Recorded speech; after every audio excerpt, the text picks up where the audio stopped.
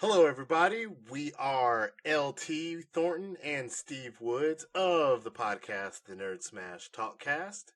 And what you're listening to right now is our full spoiler review of Shang-Chi and the Legend of the Ten Rings. Since Steve finally got around to seeing it, right, Steve? Yeah, man. Got out there to see it this weekend. Really excited about it still. Looking Good. forward to talking about it. Yeah. So, guys, before we get in, this is a full spoiler review. So please click away from this video if you have not seen it yet or do not want to be spoiled. And if you haven't already, please check out the Nerdsmash Talkcast. That's Nerdsmash, one word, Talkcast, one word, on any way that you would listen to podcasts, whether that be Amazon Music, Google Play, Spotify, Podbean, whatever. You'll find us out there. We out chill. We are out chill. But with that, let's go ahead and get into the full spoiler-filled Shang-Chi review. So let me ask you. Yeah. LT, what did you love about this movie? Gosh. Yes? Yeah. Is that an answer? Yes. And an accurate one. Yeah. So much of it, man. I had such a good time with this movie, I gotta tell you. I mean, I feel like it's fresher in your mind because you just got to go see it. Mm-hmm. What are your thoughts coming out? What are you thinking? I'm glad you asked because I've been waiting to talk about this. Yeah. I wasn't ready. I tried to prepare you. You did. And listen, I didn't read any reviews prior to that, to our non-spoiler review that we had on our last week's podcast, episode number 50. Yep. So I went into it with only that, right? Nothing else. Avoided all the TV spots. Avoided my son trying to tell me all about it. Let me tell you, I don't feel like the hype was enough. This movie, from the start, it had so much going for it. Look, the heart was there. The Marvel was definitely there. Man, listen. Shang-Chi, played by Simu Liu, is going to take this franchise so far. Yeah. He was so real and so believable in this movie. That was one of the big main sells for me, right? Oh, yeah. In talking about more characters, they didn't even let you know about his sister. That's what I was telling you. Look, she had a huge part in this movie. Yeah. We got to see a lot of Awkwafina, which I really enjoyed for probably the second time I've seen her in a movie. And I really enjoyed her in this. Yeah. What it took me to was, we've seen other sidekicks like this, right? We've seen other Marvel sidekicks that don't have any kind of superpowers or super intelligence really rise to the occasion and contribute to whatever is going on in the film. Yeah. She played it perfect. Yeah. Perfect. I loved how they gave her a purpose and something to do. Like, because so often the sidekicks are left to, like, just kind of be. Yeah. And, they're cracking jokes, but they're also dodging laser beams and stuff. It's like, no, she had an actual tangible, like, one could say that her contribution literally determined the outcome. Twice. Twice. And they started it out by introducing her, right? They introduced this Awkwafina character. Yeah. And she loved to drive fast. She could handle herself in a vehicle. Cut to a runaway bus that she pilots and stops. Yeah. You know what I mean? Like, they just kept building her and building her and building her. And then towards the end, where she was not... Her story was great, dude. Yeah. Yeah. I love also... The development there with her was great. Yeah. God, what are they doing? the real friendship that Ugh. Shang-Chi and Katie had, like, they're so dope friends. You almost don't want them to see them end up as a couple because it's like, oh Yes. man, it doesn't even need that. Like, they're just so They tight don't need together. that. I Yeah. hope that never happens because it works so well. Yeah. Down to they introduced her parents in Yep. that arc, and then what it finally ended Yeah. with her helping to defeat the big bad at the end. It was so well played, so Yeah. well played. Yeah. Now, Shang-Chi, good lord, Shang-Chi. Shang-Chi, good lord. That character was so good, and when they showed him, we needed an origin story for Shang-Chi. Yes, absolutely. I was kind of reflecting on this with someone, and we talked about Spider-Man. You don't need an origin story. Batman, you don't need an origin. It's been done over and over and over again. Yes. With Shang-Chi, we need that. Yes. Right? So a lot of people have kind of dropped their score because they're like, oh, well, it is a real origin story. And I'm like, yeah, I needed it. Yeah. And it was so well done when they showed him as a kid, growing up with his parents. They showed his parents' development. Incredible. I loved how they interspaced like the flashbacks. Exactly. We didn't have to go back and see the whole thing. It was No. all done with those flashbacks overlapping the actual story of what he was going through at the time. Yeah, honestly, it reminds me a lot of like the first couple seasons of Arrow, how they would they would interject The those good seasons. flashbacks. The good seasons, Yeah, right? yeah. They would interject the flashbacks in like moments to kind of help provide context for what was happening in the present, what they but did also here. it was very, very well done. Yeah. And yeah, I got super interested in him as a character. His sister, who, she has a turn at the end in the second end credit that I was, kind of a little disappointed by. But at the same time, I know that's her arc in the comics, and it kind of makes sense with where she is with everything or how she lived her life. We saw all these full arcs from these characters that I had no intention of even caring about. Right. When this martial arts comic book movie got me heavily invested in more Razor Fist. Bruh. How you gonna elevate Razor Fist? Bro. I need to see him again. Just seeing the car with Razor Fist on the along the side of it and on the top. Oh my god. I was like, this movie is movieing so hard right now.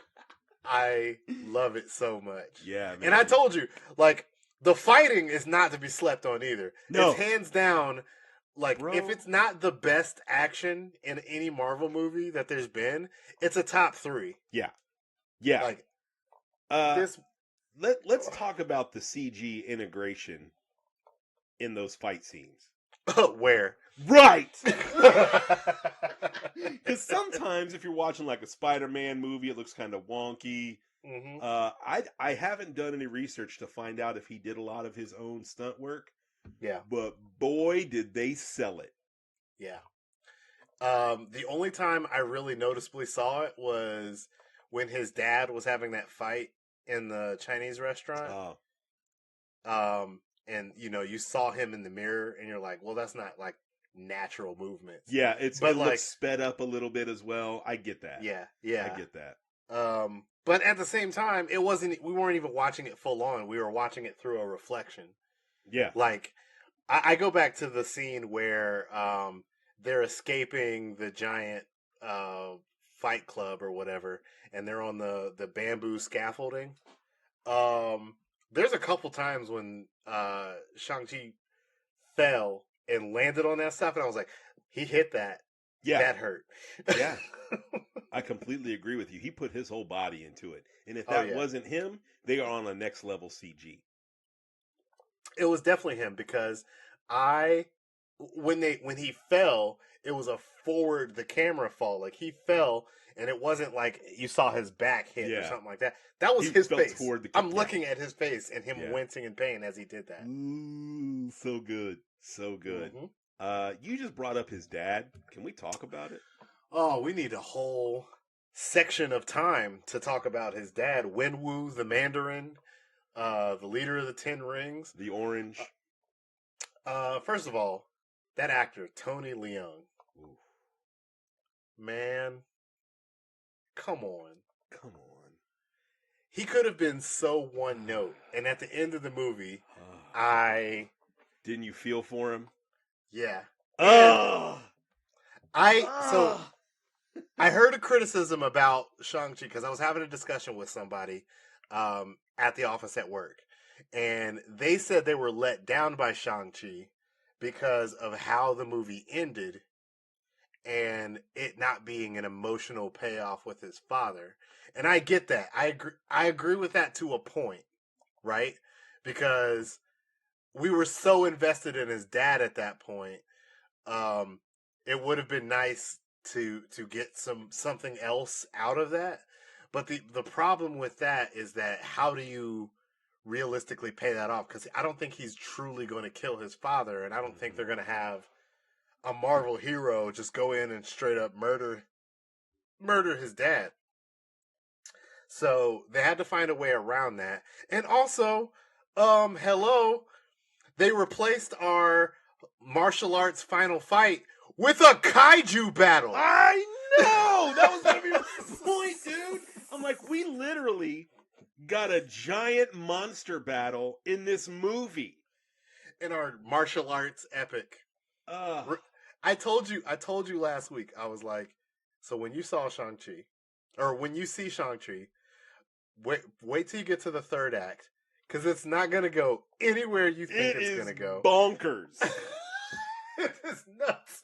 And it was resolved with a combination arrow to the neck, dragon using Avatar state water powers, and a 10 rings Hadouken. Oh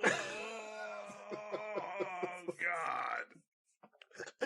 And they referenced Dragon Ball Z afterwards. And I understood that one. Yeah. I understood it. Yeah. So. This movie understood the assignment. Yeah. I fully, now that Shang-Chi has possession of the 10 rings, which is dope, and it puts it you can scale him to any fight, right? Yeah. He can do street level Captain America villains. Fine. He can scale up and he can fight literal gods with Hadouken powers. Right. I want to see him sitting over there charging. Fight dragons in the air. Bruh. He can stand over the ocean, put his hands in the air, and charge up a spirit. But you don't know these Dragon Ball Z references. See, I do. I know that. Okay. You know what I'm meme enough.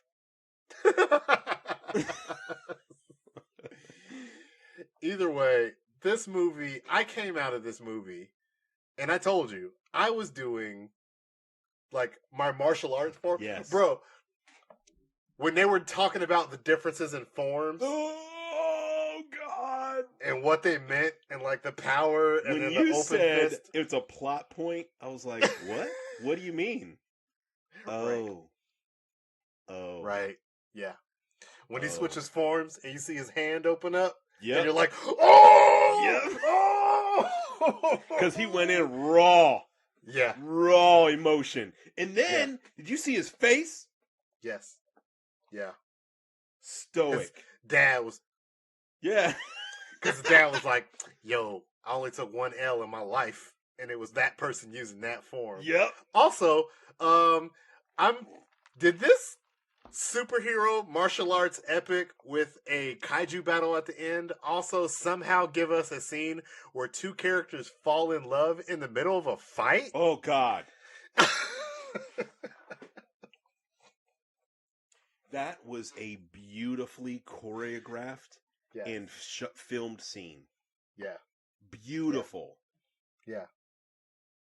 I feel like that's one of the scenes that made this movie for me. Yeah. Yeah. It really was. It really sold his entire motivation, why he would give up Yeah, literally centuries worth of power yeah.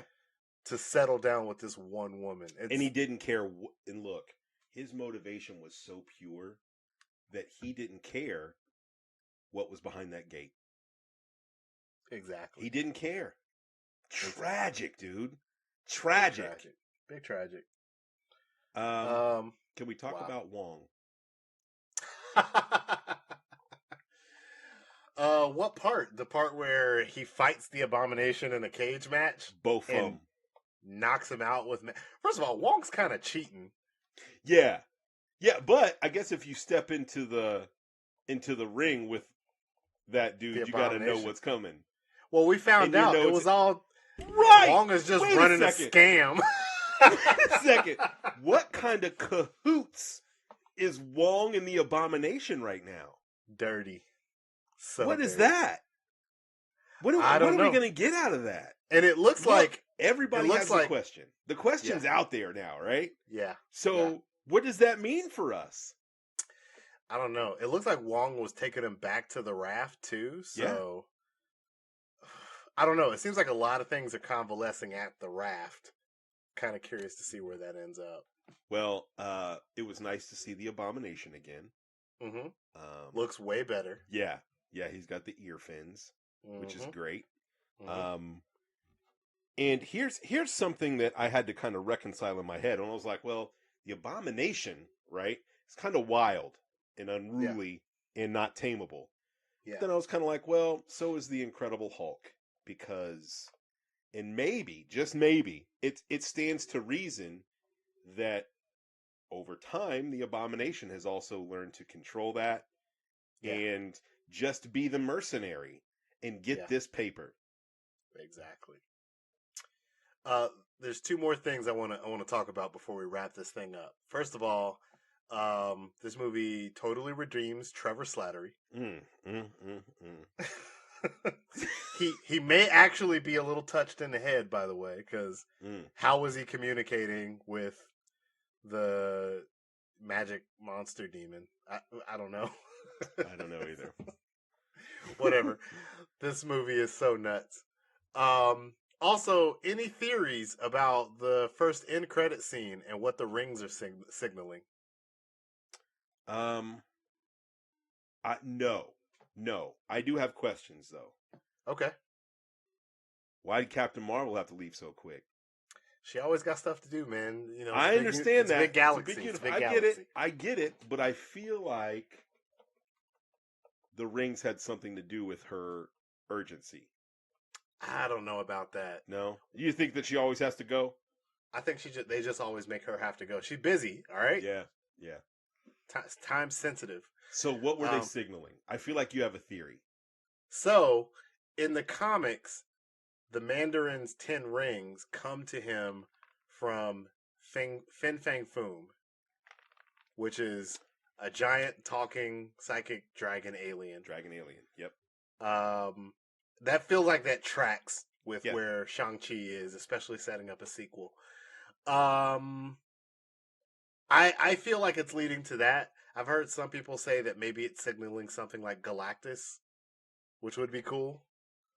But we'll just have to see. I mean, it'd be really cool if the rings really are harnessing actual cosmic power. That would be nuts. Yes. I think the Fin Fang Foom is probably the direction, at least for the sequel. Yeah. You know, I feel like it tracks the best. But so anyway, where's he going to show up? Everywhere. Anywhere he can. He's going to be one of those Chris Evans types that he'll be happy to just jump in for a cameo because he's such a cool dude. Yeah. He's in Brooklyn now. Yeah. So we'll see. We will see. All right. Final verdict. What do you on a scale of our rating scale, which is Mudbutt, which is bad. It's bad. To 720p, which is better than bad. Kristen Stewart / Liam Hemsworth / Cuba Gooding Jr., which is okay. It's okay. Demolition Man, which is good, and Video Game Windscreen, which is excellent. Where would you put this? Okay. So, without a doubt, it's a video game windscreen for me. But it's a little bit more than that because I'm so excited about it and I want to see it again immediately. So for Ooh. me, this video game windscreen is beating Sub-Zero at the top tier in Mortal Kombat 2. Whoa, that's big stuff, bro. You don't beat Sub-Zero in Flawless. Mortal Kombat 2? Flawless. Wow. Flawless. Wow. That's I where don't am. disagree, though. I don't disagree. It's really, really You don't. good. I wasn't expecting it. I wasn't expecting most of it. That's where it comes from.